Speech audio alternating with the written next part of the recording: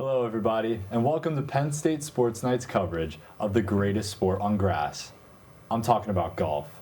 I'm your host, Jacob Gold, and tonight, golf means a little more because early wins don't just count, they echo. We've already seen incredible performances this year at the Sony Opens. Got her up, he had some momentum, took center stage. At the American Express, the world's best reminded us why consistency matters. Torrey Pines showed a familiar face at the Farmers Insurance Open, and the Desert delivered some drama at the Waste Management Open in Phoenix. Pebble Beach once again proved why history and greatness go hand in hand. But the big question is, what does all of it mean for the rest of the season? Here with me, I have two analysts who will help me take you on a journey through the exciting PGA Tour season so far. They have incredible golf minds, questionable short games. It's Amanda Vogt and Nolan Collery. Guys, this segment is about far drives, putts dropping, champions that are made on Sunday. Let's roll right into this. We got our first topic of the day. We're going to be talking about the biggest statement wins, and I want to get your guys' opinion on it. Who do you guys think has the biggest statement win so far in 2026? Well, you're talking about wins that echo, and it's no more any louder stage than at the WM Phoenix Open, where Chris Gotterup won his second event of the year. And that, to me, is a bigger statement than the Sony Open he won in the start of the PGA Tour season. Because the field was bigger, you have a lot of the top players in the world coming back. Scottie Scheffler, for one, was in that field, and a bigger presence. And when you have to play in the Coliseum hole in the par 3 16th, that's pretty hard. And doing it in a playoff, that's not easy either. Granted, a lot of it did kind of fall on Hideki Matsuyama, kind of dropping the ball a little bit. He hit maybe 2 fairways on Sunday, and he really struggled off the tee and couldn't score. But Chris Gotterup, it's not like he didn't do his part. He birdied 5 of his closing 6 to put up a number. And that's what the best players in the world do. Think Scottie Scheffler on Sunday at Pebble Beach, where he had 3 eagles for the first time ever in his career. So it's stuff like that that gets you these results. And what this second win did is it got him to world number 5. He started the 2025 PGA Tour season ranked in the 200s of the official world golf ranking. He ended 28th, and now he's currently at 7 based on what happened at Pebble Beach last weekend. But this was still a huge statement for him and kind of momentum that you want to have heading into when you have the Players' Championship in March, then major season starting at Augusta with the Masters in April. And it's kind of similar to what Rory did. Rory won 2 championships last year before winning the Masters and completing the career Grand Slam. So when you get momentum early and you get it out of the gate, not once but twice, it's going to be a great season for Chris Gotterup, and that's a statement he really needed to make. Yeah, I agree 100%, but I think the win, at least to me, now mind you, it happened literally 30 hours ago as of recording this, that I think might mean the most for anyone is Colin Morikawa at Pebble Beach. That's now, also a good pick. It's hard to explain just how badly he needed a win, but not just any win, at a signature event. Guys want to win at Pebble Beach. It had been over 800 days since the last time, and we think of Colin as one of these guys that are the inner circle of the PGA right now, consistently top 15 to 12 in the world. He's a shoo-in for the Ryder Cup every year, but the thing is that he hasn't won in so long. The thing that's helped him out for sure is that Tommy Fleetwood, same exact thing, just on the other side of the Ryder Cup teams, hadn't won at all in 150, 160 starts in the PGA, but then you had Colin Morikawa, who, he's also been struggling, and now that Tommy Fleetwood, that monkey's off his back, he's got his win. I was starting to wonder, is it going to be Colin? Is he the new story? Can he win at the biggest stage? And again, is this a major victory? No, he's been there before, but again, it's been quite a few years. But a signature event, a place that people want to win, a beautiful course in Pebble Beach. I think this is huge for momentum for him for the rest of the season. And the conditions yesterday, the wind gusting to like 30 miles per hour was kind of the minimum at some points. They actually had to widen the diameter of the flag sticks. So a couple players like Hideki got burned on one. He's about to chip in, but it hits off and it won't drop, because if they used the normal size, it actually probably would have snapped. That's how gusty it was out there yesterday. Wow, that is just incredible. Some of these conditions that these golfers have to play in. Yeah.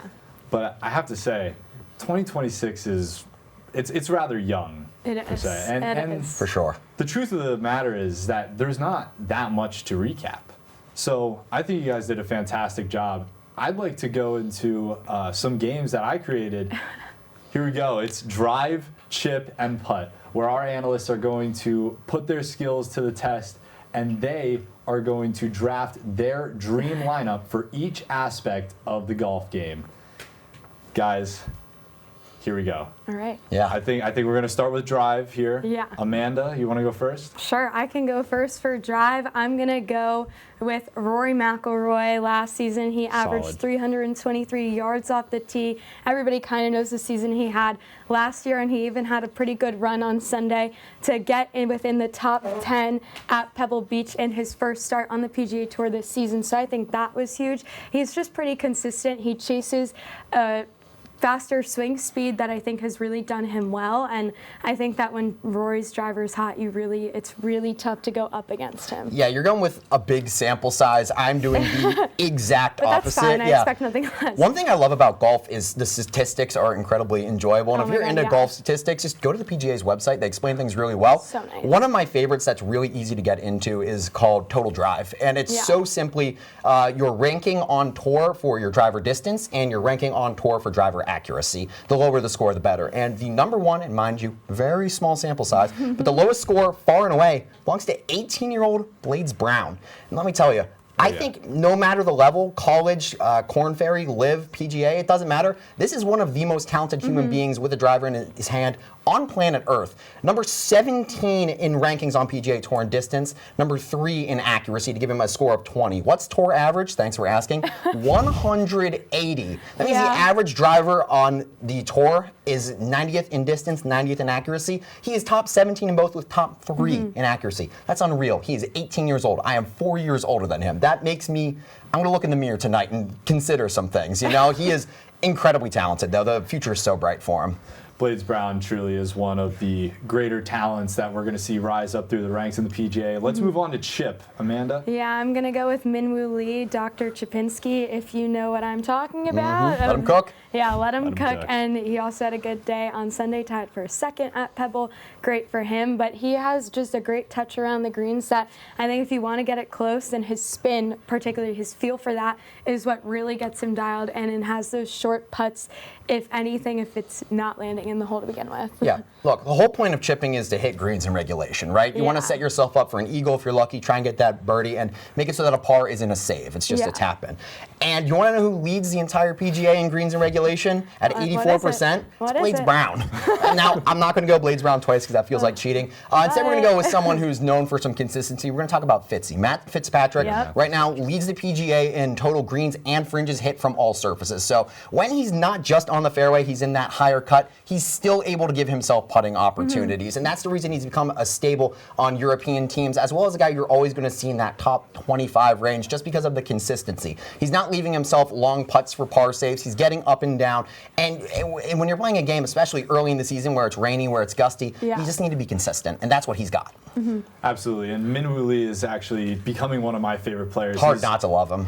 Exactly. Yeah. And, you know, Blades Brown would have been a great pick for that, I have to say. He would have been good. But let's move on to the putting aspect of the game, arguably the hardest aspect of golf. Well, I'm going to go to a DCP participant in Akshay Bhatia for this one because he competed in this and is the only DCP alum to actually also play in the Masters. He had a 15-foot putt at Augusta back in 2014, I believe, to end up placing 6th. So if he can do that on Augusta greens, there's no reason why he shouldn't. Didn't really have the finish he wanted at Pebble Beach, but it's still someone that you kind of trust. And he kind of has a little funky putter where it's a little bit longer and he has a 2 different hand grip like this, almost like a sweeper motion there. So, I mean, it's working for him. Maybe other players should kind of look into that if their putts aren't falling. Let me tell you about Blades Brown. Just kidding. You know what? I'm going to go. Yeah, a guy that we talked about a little bit earlier in this one. It's Tommy Fleetwood. He currently leads the PGA this season in 1 putts. And when you start thinking about later in the season when cut lines are going to be closer to maybe even above par, it's really important to get up and down and just be able to knock one in immediately. And by the way, he looked hilarious yesterday wearing Pebble Beach stuff instead of just Nike gear. A lot of fun. Sometimes you got to do it. Yeah, he's getting 1 putts at 54% right now. Next closest is Rory at a dead even 50. But if he can keep up this pace when you start to get to these events where putting becomes more difficult, quicker greens, places like Augusta, I think he's looking to have a really good season. In honor of this week being the Genesis Invitational, I prepared a little trivia for you guys. Are you guys ready? I don't think the answer is yes, but we're going to try our best. We're going to do our best. All right, here we go. How many locations has this event taken place? It's not many. Well, it didn't always start at Riviera, and it was at Torrey last year. I'm going to go with 5. I would say 5 or 6, yeah. 5 was one of my answers, but it is 12. Oh, jeez. It is 12, yes. That's way more than I thought. Back in the 30s, it went all over the place. Okay. Actually, let's go back to the 30s. Oh, okay. In no. 1938, the first woman to play in a men's tournament. Oh my God. I think I know, but I'm probably wrong. No, you go first because I'm certain I got it. I think I'm wrong. All right, you go. Babe Zaharis. I believe it's. Oh my gosh. Oh, I was going to say Blades is Brown. that the so one you this thought is, I would get this wrong? is really good. Yeah, I know. Oh my gosh. That was unbelievable. I mean, true testament to these guys' knowledge. I did not think you were going to get that. But, you know, in golf, 1 week can change everything. And if these early tournaments are any indication of the road ahead, the FedEx Cup is going to be a battle all year long. Thanks for tuning in tonight. For Amanda Vogt and Nolan Collery, I'm Jacob Gold. Have a great night. Hey everybody, thanks for tuning into this edition of Penn State Sports Night. For more content like this, be sure to subscribe to our YouTube channel, give us a like, and follow our socials down below. And as always, we are Penn State Sports Night.